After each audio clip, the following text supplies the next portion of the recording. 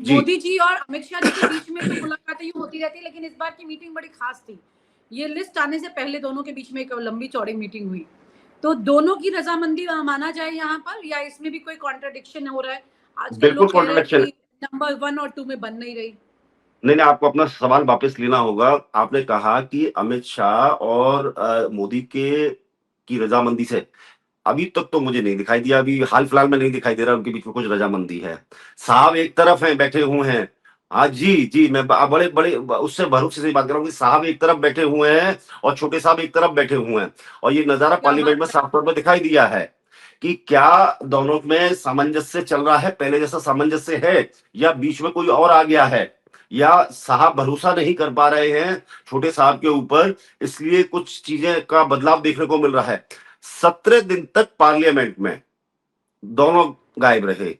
18वें दिन आते हैं जब पार्लियामेंट खत्म होने वाला होता है, और 10 मिनट के अंदर जो परिपाटी थी पार्लियामेंट की वो तोड़ दी गई कि साहब आए हैं, बस मुलाकात कीजिए। कोई कितने घंटे चली, क्या चली, कोई किसी जगह। तो मुझे लगता है कि ऊपर के जो जो विस्परिंग कॉरिडोर्स है, जो विस्परिंग कॉरिडोर्स है, उसमें भी यही खबर है कि मुझे लगता है कि साहब और बड़े साहब के बीच में सामंजस्य नहीं है। तो रजामंदी मुझे नहीं लगता कि छोटे साहब की ली गई होगी, बड़े साहब की आरएसएस मुख्यालय से रजामंदी हुई होगी, शायद इसलिए इतना टाइम लगा है। तो थोड़ा सा ये देखना होगा कि अभी इसमें क्या और नई चीजें आती हैं। वो पहले जैसा नैरेटिव नहीं है, जैनजी तो आंदोलन के बाद ये पहले जैसा द्वंद नैरेटिव कब नहीं है। से शुरू हुआ? ये द्वंद कब से? जेनजी के आंदोलन के बाद से? थोड़ा सा उससे पहले सुगबुगाहट शुरू हुई थी, पूरी खबर तो नई जानकारी में आई थी, लेकिन ये सुनने में आया था कि दोनों में कुछ खटास है किसी मुद्दे को लेके, और फिर वो धीरे धीरे चीजें क्या ये और बढ़ती खटास चली गई। योगी को लेकर है? नहीं, मुझे नहीं लगता कि ये कुछ डिसीजंस हुए हैं जिसको शायद अमित शाह नहीं चाहते थे कि वो डिसीजंस ऐसे होने चाहिए, या कुछ इस तरह। मुझे लगता है कि शायद कोई पॉलिसी मैटर रहा है या किसी चीज में रहा है, लेकिन ये है कि बीजेपी में एवरीथिंग इज नॉट वेल। अब वो पहले एवरीथिंग इज जैसी नॉट, वेल, सब वो कुछ पहले जैसी ठीक स्थिति नहीं नहीं है है। बीजेपी जी में। बिल्कुल नहीं है, बिल्कुल।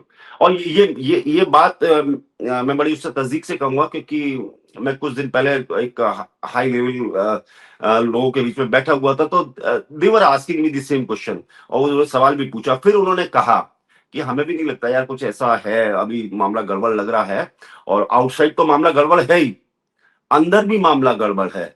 तो अब अंदर मामला क्या गड़बड़ है, उनको भी पूरी जानकारी नहीं होगी। बोलो शायद हमारे पास कोई इंफॉर्मेशन हो जो उनसे शेयर कर सके हम, लेकिन देवर तो टेलिंग पर कि ये अंदर की बात मामला कैसे गड़बड़। हो सकती है? देश की नंबर 1 जोड़ी है। बिल्कुल ठीक है, ये बात मैं मानता हूं, नंबर वन जोड़ी है, वो दिखाने के लिए बाहर से है, अभी पहला जैसा नहीं है। पहला जैसा नहीं है, पहली जैसी चीजें नहीं है, और वो बहुत सारी चीजें बदल गई हैं। तो यही बात मैं बताने की कोशिश कर रहा था कि जेन जी का आंदोलन या उससे पहले, और ये बिल पास नहीं हो पा रहा, ऑल ऑफ अ सडन ऐसा क्या हुआ कि अमित शाह और पूरी टीम मिलकर लोगों को तोड़ रहे थे, अलग अलग अलग पार्टियों को तोड़ दिए। फिर उन्हें एकदम रोक दिया गया कि आप रुक जाइए, शायद नैरेटिव गलत जा रहा है या कुछ हो रहा है, और वो एकदम ऑल ऑफ अ सडन बंद हो गया मामला। आप पूछिए ना, एक खबर आग लगी और फिर एकदम वो बुझ गई, क्यों बुझ गई? सवाल ये है। अभी तक तो आप पूरी कोशिश कर रहे थे कि आप शरद पवार की पार्टी को तोड़ेंगे, इसको तोड़ दिया, उसको तोड़ दिया, लेकिन उत्तर नहीं, प्रदेश अमित आते आते शाह मामला बिल्कुल जेनजी शांत हो के गया। आंदोलन को शांतिपूर्वक का हैंडल नहीं कर पाए और मोदी जी यस, को वीडियो बनाकर आगे आना पड़ा। क्या ये दैट्स व्हाट आई एम बड़ी सेइंग। वजह है? ओ, बिल्कुल बिल्कुल बिल्कुल आप सही कह रही हैं कि ये सारी चीजें आप देख रही हैं कि, और फिर दोनों उसमें पार्लियामेंट में नहीं रहे, क्योंकि उन्हें जवाब तो देना पड़ता।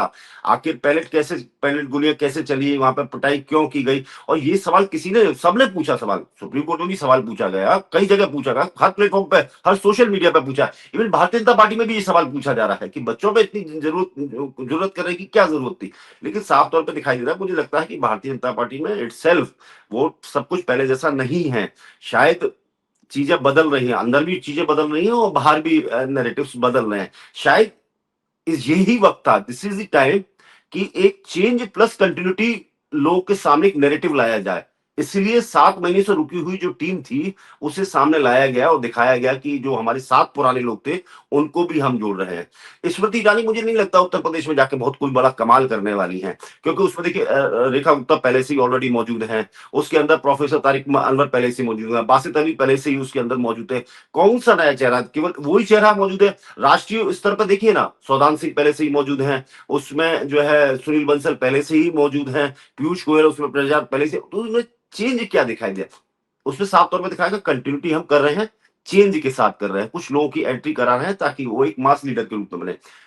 अगर आप कोई ये कहे कि योगी बनाम स्मृति ईरानी उत्तर प्रदेश में खड़ा करने की कोशिश की जा रही है, आई डोंट एक्सेप्ट।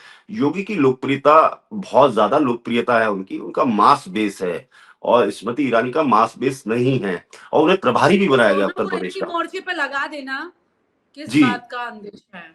आपको लगता है योगी एक्सेप्ट करेंगे इस चीज को? आपको लगता है? Not at all. जिस तरह का पहला घटनाक्रम हुआ है, आपको लगता है? तो इसका मतलब आप समझ सकती हैं कि किस लिए ये तो लगाया 2 गया बिल्लियों है। की लड़ाई है। 2 बिल्लियों की लड़ाई, बिल्कुल 2 बिल्लियों की लड़ाई हो सकती है।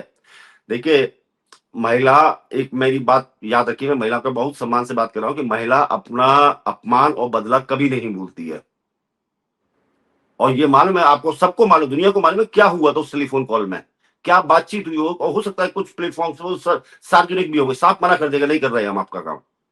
तो ये चीज कहीं ना कहीं हो सकता है पार्टी ने ऐसे पैम्पर करने की कोशिश की हो, उस पर आइस डालने की कोशिश की हो, तो इतनी जल्दी एक्सेप्टेबिलिटी हो जा रही है। और 4 महीने 5 महीने चुनाव के बचे हैं, क्या कोई बहुत बड़ा चेंज होने वाला है क्या 4-5 महीने के अंदर? क्या स्मृति ईरानी आके कोई मैजिक लैंप लाएंगी अलादीन का, और वो चला देंगी और वो सारी कुछ चीजें हो जाएंगी?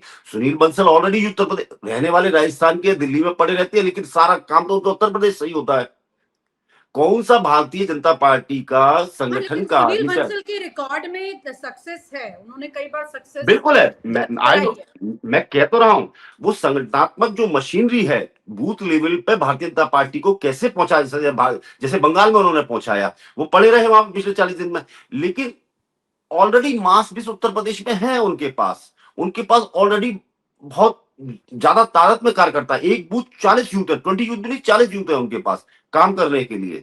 तो उत्तर प्रदेश के लिए लाना, स्मृति ईरानी को एक नैरेटिव सेट करना, मुझे लगता है कि पिछले 3-4 साल के अंदर या 2 साल के अंदर हो सकता है उनका मास बेस भी वहां कम हो गया हो।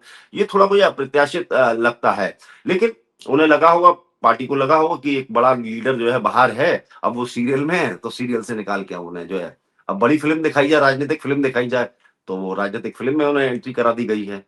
ये कहानी है, लग रही है मुझे। जी, बहुत दिलचस्प कहानी है, इसमें कई किरदार हो गए हैं, कई बहुत twist सारे हो गए किरदार हैं। हैं।